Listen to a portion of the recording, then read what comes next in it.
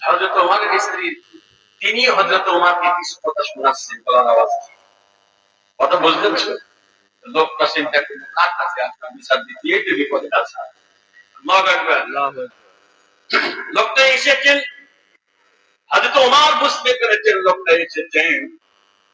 চলে যাচ্ছেন কিছুক্ষণ পরেই দাঁড়াও কেন আসছিলা? ইমাজিকটা কেন এসেছো বলো? কই হুজুর যেতেন না আসছিলাম আমি আমার মাসালা পেয়ে গেছি দরকার নাই।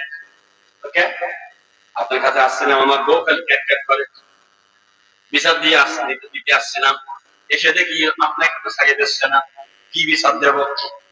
শোনো আচ্ছা বলো তো দেখি সকালবেলা ঘুম থেকে শীতের সময় যদি ঘুমাও অথবা অন্যান্য কাজ করো কিন্তু ঠান্ডা পানি হাত দিয়ে নেড়ে চাউল গুলো ধুয়ে রান্না বান্না কে করে? ও আমার বউ করে। বাচ্চা কাচ্চা আছে? হ্যাঁ বাচ্চা কাচ্চা রাতের বেলা পোশাক পায়খানা করলে কে ধোয়? বউ ধোয়। বউ ধুতে তুমি ধুতে পারো না? সন্তান জন্ম দিতে গিয়ে একটু অবদান দুইজনের কথা কয় পিতা মাতা দুইজন আছে কিনা? এ পর্যন্ত স্বামী স্ত্রী বাচ্চাটা হলো ছেলেটা হলো 6 মাস পর্যন্ত বেচারার বন্ধ নাই। রাতের বেলা পোশাক পায়খানা এইগুলো কয়দিন পরিষ্কার করেছে?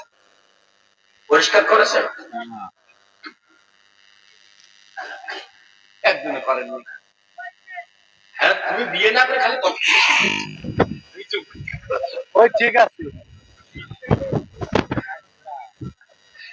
আমি চিন্তা করি আল্লাহ এ বেচারাটা আমরা ঘুমাই বাচ্চা পায়খানা করে দেয় পোশাক করে দেয়। একবার আমার ছেলে আব্দুল্লাহ কালী এখন কেবল মোটামুটি বসা শিখছে শহরে নামাজ পড়তে গেছি আমি এসে দেখি পোশাক পায়খানা করে বিছানার যে চাদর ছিল মানে মোটামুটি একাকার করে ফেলেছে সারা গায়ে বলাই নামাজ পড়ে এসে বলছি আব্দুল্লাহ মা কোথায়?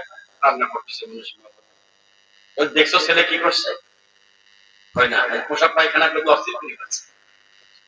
আমার বলছে তুমি একটু পরিষ্কার করো তুমিও তো বাবা এই জন্য। এরপরে বলতেছে বলো তো বাড়িতে হাঁস মুরগি ছাগল আছে গুলোকে দেখে? আমার বউ দেখে। রাতের বেলা স্ত্রীর কাছে ঘুমাও তার কাছ থেকে প্রশান্তি পাও না? হ্যাঁ প্রশান্তি পাই রিচার্জ করলেই হবে তার কাছ থেকে প্রশান্তি পাও কি? এই যে এতগুলো জিনিস যে তোমার ফ্রি ফ্রি যায় টাকা ছাড়া একটু কথা বলে শুনতে পারবা? একটু সহ্য করতে হবে।